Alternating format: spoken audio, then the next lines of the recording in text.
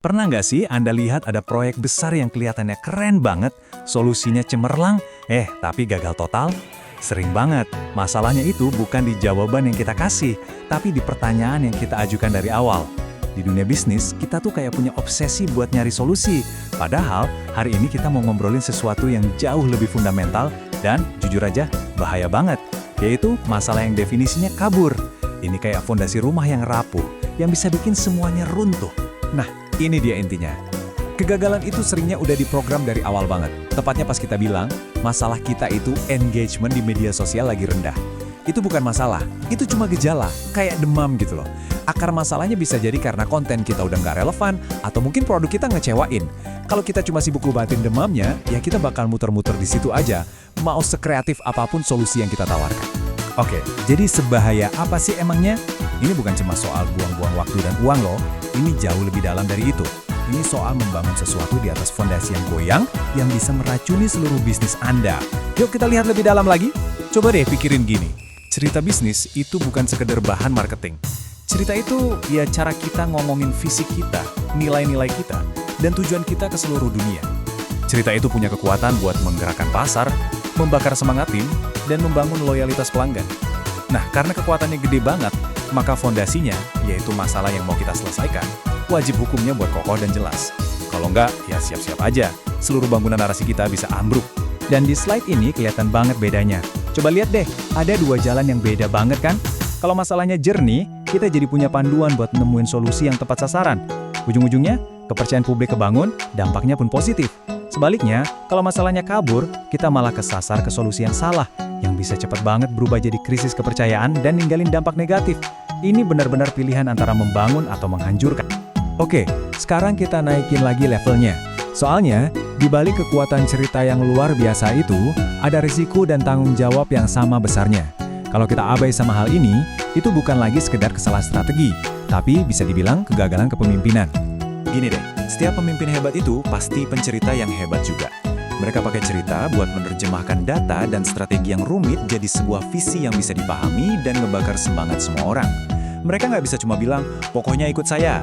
Mereka harus bisa menceritakan kenapa orang harus ikut mereka. Dan cerita kenapa itu selalu dimulai dari sebuah masalah yang penting banget buat diselesaikan. Nah ini dia poin kuncinya. Waktu seorang pemimpin meluncurkan cerita yang dibangun di atas masalah yang belum diuji, masalah yang cuma asumsi atau gejala di permukaan, itu sama aja mereka lagi judi. Dan taruhannya itu kepercayaan publik, aset yang paling mahal. Sekalinya kepercayaan itu rusak, wah susah banget buat bangunnya lagi. Risikonya terlalu besar buat diambil. Tapi tenang, ada kok caranya biar kita nggak kejebak. Kita nggak perlu main tebak-tebakan. Ada sebuah kerangka kerja praktis yang bisa kita pakai buat nguji fondasi cerita kita. Yuk kita bedah 3 langkah simpel, tapi wah, kuat banget dampaknya. Ini dia 3 pilarnya. Jernihan masalahnya, uji relevansinya, dan nilai etikanya. Anggap aja ini checklist wajib sebelum Anda ngomongin apapun ke publik. Kalau satu langkah aja kelewat, itu sama artinya Anda lagi bangun istana pasir di pinggir pantai.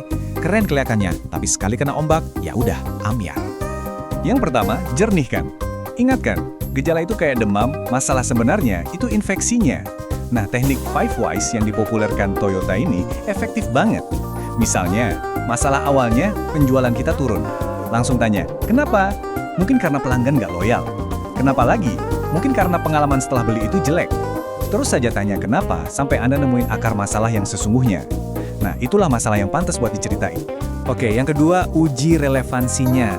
Sebuah masalah, meskipun udah jernih banget, jadi nggak ada gunanya kalau nggak ada yang peduli. Pertanyaan di slide ini penting banget.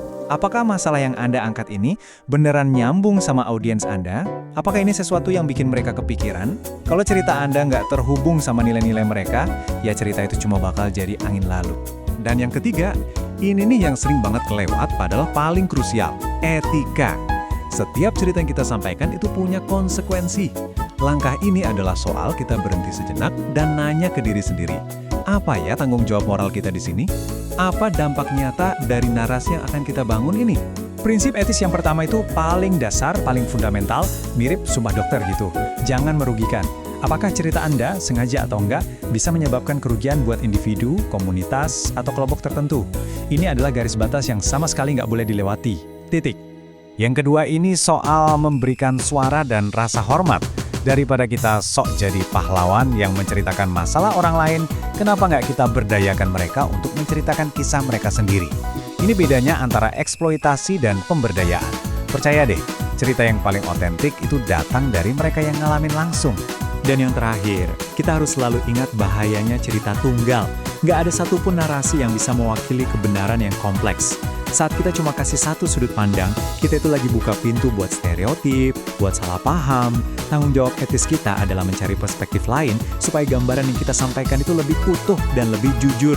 Mungkin kedengarannya ribet ya proses ini, tapi justru disinilah letak perbedaannya. Ini bukan soal jadi lambat, tapi soal jadi teliti. Inilah yang membedakan seorang amatir dengan seorang profesional sejati. Nah, ini dia inti dari semua pembahasan kita. Pencerita yang paling berdampak itu bukanlah mereka yang paling cepat atau yang paling kencang ngomongnya. Mereka adalah yang paling disiplin. Mereka paham banget kalau momen paling krusial dalam proses kreatif itu justru adalah jeda. Momen untuk berhenti, mundur sedikit, dan dengan jujur menguji fondasi sebelum membangun narasi besar di atasnya. Jadi, saya mau tinggalin Anda dengan satu pertanyaan ini. Saat Anda bersiap untuk proyek berikutnya, entah itu mau meluncurkan produk, memimpin tim, atau membangun merek, jangan langsung lompat ke solusi. Berhenti dulu sejenak. Fondasi apa yang akan Anda uji terlebih dahulu? Kejernihannya, relevansinya, atau etikanya? Memilih untuk berhenti dan memeriksa adalah langkah paling profesional yang bisa Anda ambil.